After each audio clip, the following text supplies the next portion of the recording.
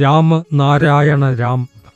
ഞങ്ങൾ ഈ പരിപാടി വഴി തുടർച്ചയായി അറിയുകയും മനസ്സിലാക്കുകയും ചെയ്തത് പ്രകാരം രാമനാരായണ രാം തനിക്കൊപ്പമുണ്ടായിരിക്കും. രാമ ആകാശം, അന്തം, ആകെ ബ്രഹ്മാണ്ടം, പരമസൃഷ്ടാവാണ്. നാരായണ ഈ ബ്രഹ്മാണ്ടത്തിലെ എല്ലാ നക്ഷത്രങ്ങളും ഗ്രഹങ്ങളും ആണ്. രണ്ടാമത്തേത് രാമ നമ്മൾ എല്ലാവരുടെയും ഭാഗമാണ്. അർത്ഥം ജീവികൾ, വൃക്ഷങ്ങൾ, ദൂഷണ കണങ്ങൾ, എല്ലായിടത്തും ജീവിക്കുന്ന പ്രാണികൾ. നമ്മുടെ ബോധം അഥവാ വിവേകം രാമനാരായണ രാമന്റെ ഭാഗമാണ്. ജന്മസിദ്ധ അവകാശമായി ബ്രഹ്മാണ്ടത്തിൽ നിന്നുള്ള സൃഷ്ടിയുടെ സാരത്തിൻ്റെ അവകാശം നമ്മുടേത്. നമ്മുടെ പ്രധാനം ലക്ഷ്യം എല്ലാവരുടെയും ജന്മസിദ്ധാവകാശം, ആത്മമാന്യം, സമത്വം എന്നിവ പുനഃസ്ഥാപിക്കുകയാണ്. ഇത് നമ്മുടെ വിപ്ലവമാണ്. കൂടാതെ സാന്താനദളത്തിൻ്റെയും കുടുംബത്തിലെ എല്ലാ അംഗങ്ങളുടെയും ആത്മരക്ഷയ്ക്കാണ്. എല്ലാ നേട്ടങ്ങളും സമ്പൂർണമായ നേട്ടങ്ങളാണ്. നമ്മുടെ ലക്ഷ്യം, വെല്ലുവിളി എല്ലാവരെയും ഈ സമ്പൂർണതയും ആത്മസാക്ഷാത്കാരവും ഉൾക്കൊള്ളിക്കുന്ന മാർഗത്തിൽ ചേരിക്കൊഴിക്കുകയാണ്. ഇത് ഒരു ശൂന്യതയെ പൂരിപ്പിക്കുന്ന പോരാട്ടമാണ്. നാം ഒരു വർഗരഹിത, ജാതിരഹിത, ഞെരുക്കമില്ലാത്ത സമൂഹം ആഗ്രഹിക്കുന്നു.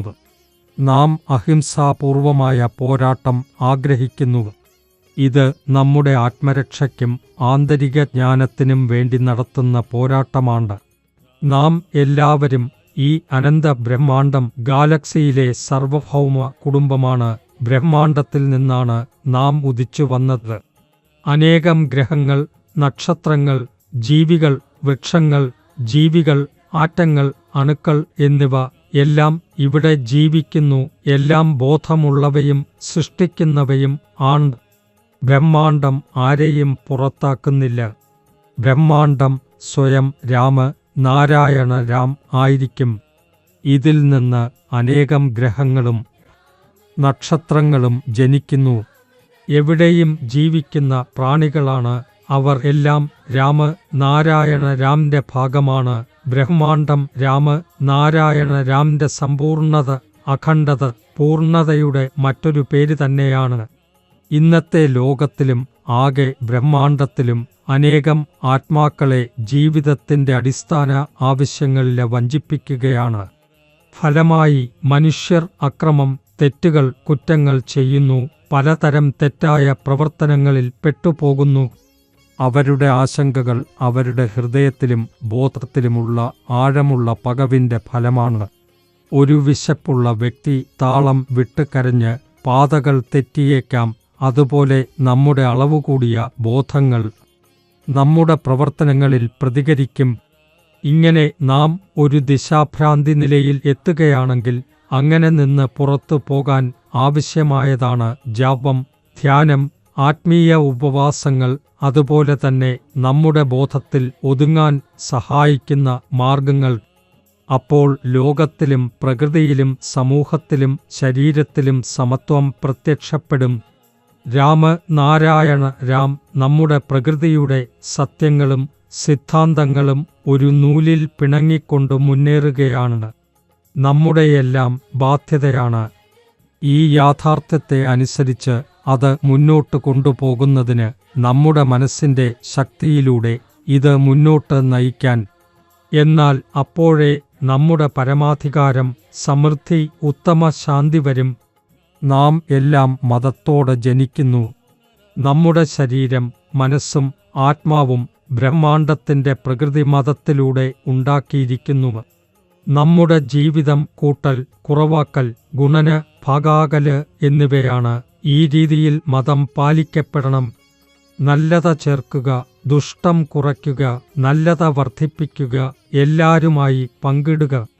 ഈ ലോകത്ത് മനുഷ്യർ സൃഷ്ടിച്ച വിവിധ മതങ്ങൾ, നിയമങ്ങൾ, വ്യക്തിഗത സ്വത്ത്, രാഷ്ട്രീയ പാർട്ടികൾ, വിദ്യാഭ്യാസം സ്വാർത്ഥത്താൽ നിറഞ്ഞിരിക്കുന്നു. അത് മനുഷ്യ സമൂഹത്തിലെ ശത്രുക്കളെ സൃഷ്ടിക്കുന്നു. ഈ സ്വത്ത് വ്യക്തിത്വം പുറപ്പെടുന്നവയാണ്. അത് നമ്മുടെ സമൂഹത്തിൽ നിന്ന് നീക്കേണ്ടതാണ്. ഓരോരുത്തരും ഓർമ്മിക്കണം, മനുഷ്യർ സൃഷ്ടിച്ച മതങ്ങൾ തെറ്റാണ്. സ്വാർത്ഥം, ദാനവർഷം, പുരാതന മായാജാലങ്ങൾ, വെറും വിശ്വാസങ്ങൾ എന്നിവ കൊണ്ട് നിറഞ്ഞിരിക്കുന്നു. അത് വിഭജനം സൃഷ്ടിക്കുന്നു, ഭയം സൃഷ്ടിക്കുന്നു, യഥാർത്ഥ ആത്മീയതയും സമത്വവും ദൂരീകരിക്കുന്നു. പ്രകൃതിയിലും ആകാശത്തിലും ഒരു വ്യക്തിഗത സ്വത്ത് ഇല്ല. അപ്പോൾ ഈ ഭൂമിയിൽ വ്യക്തിഗത സ്വത്ത് എങ്ങനെ ഉണ്ടായിരിക്കും? പർവ്വതങ്ങൾ പോലെ വലിയ ലാൽച്ചം മനുഷ്യരെ കയറ്റുന്നു. പക്ഷേ ഈ ലോകത്തിൽ ആളുകൾ അതിനെ മനസ്സിലാക്കുന്നില്ല, അല്ലെങ്കിൽ അവർ അതിനെ മനസ്സിലാക്കാൻ ആഗ്രഹിക്കുന്നില്ല, അതിനെ തിരിച്ചറിയാൻ പോലും ആഗ്രഹിക്കുന്നില്ല. പ്രകൃതിയിലും തന്നെ അതുപോലെ സ്ഥിതി ചെയ്യുന്നുണ്ട്. ആളുകൾക്ക് വ്യക്തിഗത സ്വാർത്ഥങ്ങൾക്കായി എളുപ്പത്തിൽ വേറെ വേറെ മതങ്ങൾ ഉണ്ടാക്കിക്കൊണ്ടിരിക്കുന്നു. അതേസമയം ചിലപ്പോൾ കള്ളന്മാർ ശരിയായ വിദ്യാഭ്യാസം നൽകുന്നില്ല. ആളുകൾ അവരുടെ ബോധത്തിൻ്റെ അപ്രത്യക്ഷമായി കേൾക്കാൻ വിസമ്മതിച്ചിട്ടുണ്ട്. രാമ നാരായണ രാമ എന്ന നാമജാപം വഴി എല്ലാവരെയും ഏകയായി കൂടുവാനും സമാധാനം, സമത്വം, ആന്തരിക സന്തോഷം, ആത്മസാക്ഷാത്കാരം, ആത്മവിശ്വാസം, സ്വയം സ്നേഹം, ആത്മവിശ്വാസം വളർത്താനും പ്രകൃതിയുടെ യഥാർത്ഥ വഴിയിലൂടെ പോകാനായി പ്രോത്സാഹിപ്പിക്കപ്പെടുന്നു.